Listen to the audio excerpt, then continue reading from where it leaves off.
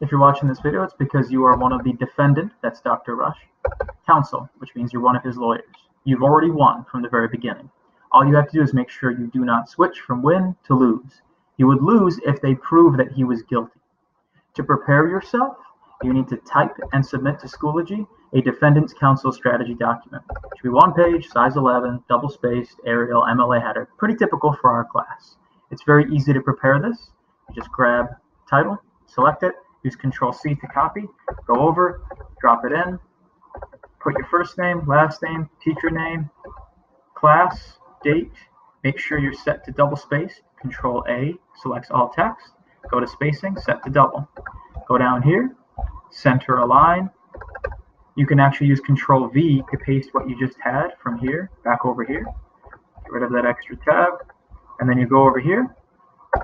Make sure you've got one tab from your keyboard. Click it once, push an X. There you go. You've got your document prepared. Then go back here. These are the things you need to know.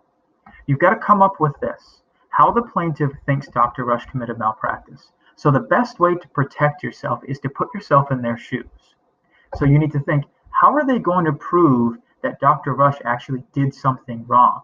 By knowing what they're going to prove, you can start preparing yourself to prove that, well, no, he didn't do anything wrong. Look at what you've already said. We've proven that he's not wrong. That's what you need to be doing. Your job is basically to anticipate. That means to think, what are they going to do? So then you can be prepared to counter.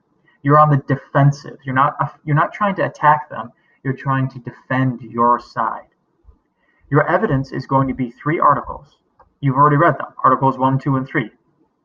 You've got your fever book. That's also your evidence. Also, there's going to be witnesses. There's 7 people. Take a look at who they are now. There's Maddie Cook. We know who she is. She's the star of our book. Dr. DeVries. He was the one that bought the Bush Hill Hospital and turned it into the successful hospital from the book. There's Dr. Kerr. He was the person that bled Lucille Cook, who's Maddie's mother. There's Julian Rose, a character invented for this mock trial. Absalom Jones was a doctor who was black. He tried to help Philadelphia at the time using Dr. Rush's treatments. There is Eliza. Eliza is the Cook Coffee House cook, but she was around Philadelphia throughout the entire time, especially when the Free African Society began to help others out according to Dr. Rush. So you need to be able to defend Dr. Rush. You write down all your thoughts. It should be pretty clear how you're going to do this. You're not just going to write on your article like something like this. We're going to call up Maddie Cook and prove she's wrong. That's nothing. That means absolutely nothing. What you should be doing is we're going to call up Maddie Cook. Then you say something like,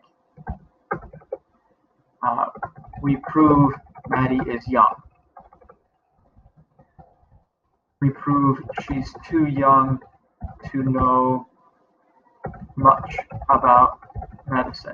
She doesn't know a scalpel from a lancet. Like, prove these things. Have a line of questions ready so then you can start grilling Maddie and hitting her with these questions again and again until she basically breaks down. And then you can say, well, turns out Maddie is not very reliable. She's not a good witness. Because even if they want, because kids want to prove that your defendant is guilty. They're going to want to prove he's guilty. For some reason, it's fun to prove that someone's wrong.